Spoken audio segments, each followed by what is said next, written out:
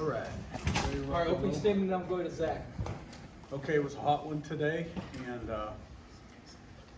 17-14 ball game. We scored 35 straight points. They had us on our heels. Our defense with some shifting, motioning, running the ball right at us. I know defense coaches aren't particularly pleased. We weren't really crisp and sharp offensively early either. We missed some opportunities. But we did score a lot of points, had another dominant win. I thought special teams overall was solid. And, we'll enjoy this one for 24 hours and get ready for conference play. Zach on your left and Niz.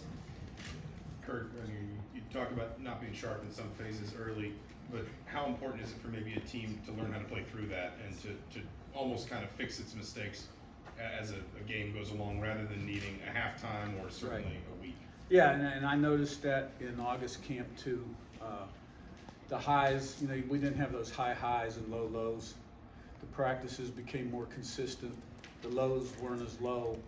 And I think while we weren't totally on point when the game started, like you said, we didn't turn the ball over. We didn't do things that can really change the momentum of a football game. And, eventually we did seize the momentum and kind of dominated the game. So I think this team has learned a lot. I think they've developed some pretty strong intangibles.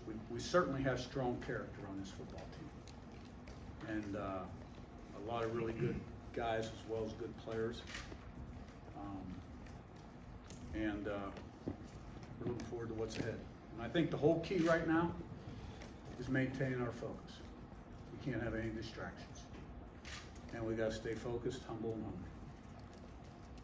Niz and then Todd. Can you expand on that a little bit? Because you mentioned it on Thursday on your radio show that you were a little concerned that during the week you maybe thought the team was half asleep. I think is the word you used. Yeah, well, sometimes there's a fine line between reality and creating a self-fulfilling prophecy, right? They had a big win last week. I hope they don't have a letdown. And then you're looking for the letdown, and pretty soon you're finding, we're having a letdown.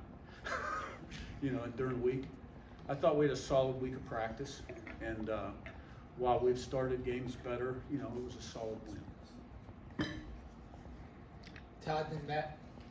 Curt, your running backs continue to be basically interchangeable and equally productive. Can you comment on their performance today? Yeah, that's pretty much been the plan the last 5 years, 6 years I've been a head coach. And but of course it all starts up front with the O-line and tight ends. But we have a lot of quality running backs too. And I think the fact that we're balanced, we can run and throw equally well, helps the passing game and the running game. Matt, top and Sammy. Hey coach, it seems like it actually is every week, but I cover short. Once again, really sharp today. You've had some really good quarterbacks in the past. How well is he playing in this position right now for you guys? I think he's playing pretty well. He'll be the first to tell you he wasn't perfect. And, he came back from what I thought was a really outstanding performance against UCLA with a pretty solid performance today. But that's why we recruited him too, because he had already proven himself on tape. And, but I am extremely pleased to see the progress he's made since we started playing games. Because, the games are different than practice. And what I can tell you is the last 3 or 4 quarterbacks we've taken have all been players of the year in conference. And they were all one-year starters. But they were like him, they had played somewhere else, played a lot of quarterback. They all struggle in the spring, and then they really start to get it in fall camp. So I like where he's at. We got to continue to protect him. Sammy up top and Seth on your right. Coach, you mentioned depth at running back, but it also seems that there was somebody in the wide receiver room that steps up differently. There was somebody on defense, Jamari Sharp, with 4 pass breakups today, filling in for D'Angelo, and then Quinn Warren at kicker. Does that speak to the character, just the uniqueness of this team, that it seems when somebody goes down or something is needed, somebody else steps up? Yeah, a little bit, but we're deeper at some positions than other. We're really deep at running back. We're really deep at receiver.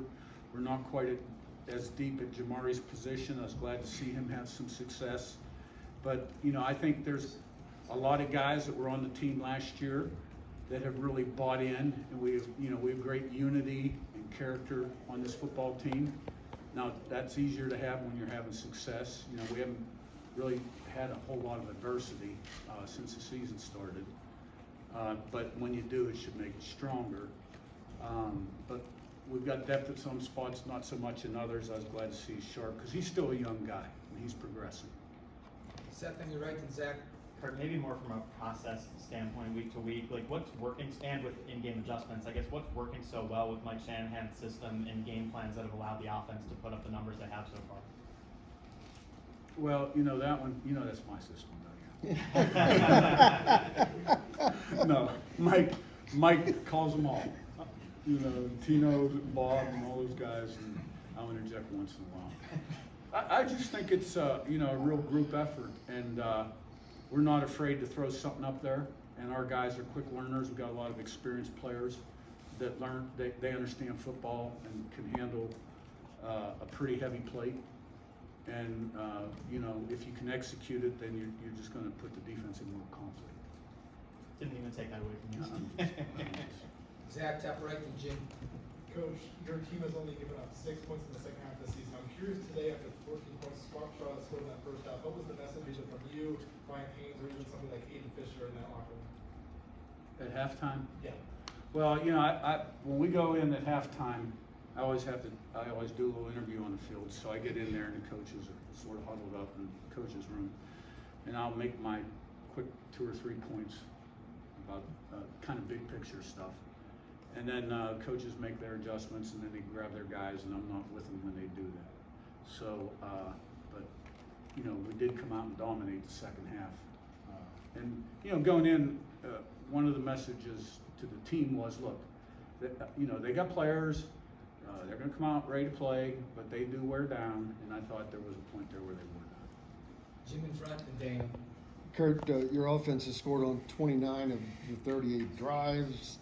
You're averaging 50 points a game. The defense has only allowed 37 total points. And I know you have high expectations and still have those, and satisfaction is not in the coach's vernacular, but and you just became the first coach ever at IU to start 4-0. Do you have considered that a good start at the beginning of the season? I think it's a pretty decent start. Daniel Lessman. Yeah, I wanted to ask you if you remember after week 1 the way the second half went offensively. I don't recall you being overly thrilled with that. You guys scored like 77 after that, obviously last week, and now when you guys were in that process of reflecting on week 1 to now, where do you feel like offensively you all have kind of evolved the most? Well, we weren't pleased with that last quarter and a half of offense, penalties and pressures on the quarterback. We were really behind the sticks, some bad down and distances. The second game of the year, the opponent wasn't very good, but we played well, and I think that was good for our guys offensively. And we played real well against UCLA. So we got a lot of guys on offense that have played successful winning football, and now they're taking it to the Big Ten. All right, thanks, guys.